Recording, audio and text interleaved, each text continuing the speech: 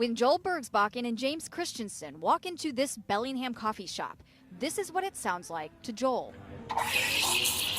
Now, listen to what it sounds like to James. No, you didn't accidentally hit mute. You hear nothing because James hears nothing. And if you think that makes ordering a latte intimidating, well, just imagine trying to report a crime you just witnessed to a police officer who doesn't know you're deaf and doesn't know American Sign Language.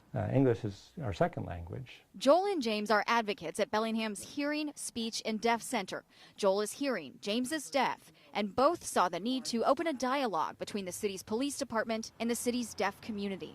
Because this story is about improving communication, there will be a box in the upper right-hand corner of your screen. James will be in it, and he will be translating this entire thing into ASL.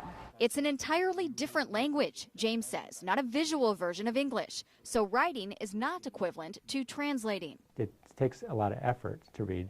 Hearing people, they learn to read by knowing how things sound, and the writing system matches the sounds, but it's hard to sometimes understand what they might have intended in a written word. The Bellingham Police Department agrees. So Officer Eric Osterkamp set out to overcome the language barrier. How does that happen? How does that work in other places? Osterkamp got the idea for these placards from the Oregon State Patrol.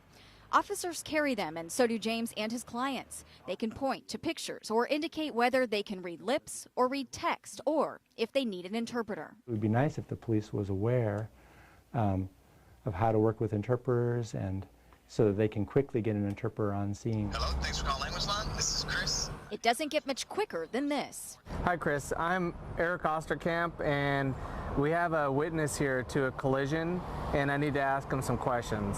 Officer Osterkamp and James are on the scene of a pretend hit and run to demonstrate how an app that functions a lot like FaceTime or Skype allows them to communicate, practically in real time. What direction did the truck head? The BPD has only been using the app, which has live translators for countless languages, for a few months, and they only need the video component for ASL speakers. All right, perfect, great, thank you. Officer Osterkamp says this is life-changing technology. He remembers once responding to a collision where one of the parties involved was deaf. I could tell he was angry, but his ability to communicate and my ability to understand what he was saying, there's this huge gap. James and Joel say the app narrows the gap. You know, in an emergency, there's a lot of information that needs to be transmitted quickly.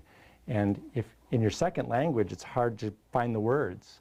But in ASL, in your primary language, you could express it clearly, and having an interpreter on the fly like that, you can have that quick back and forth.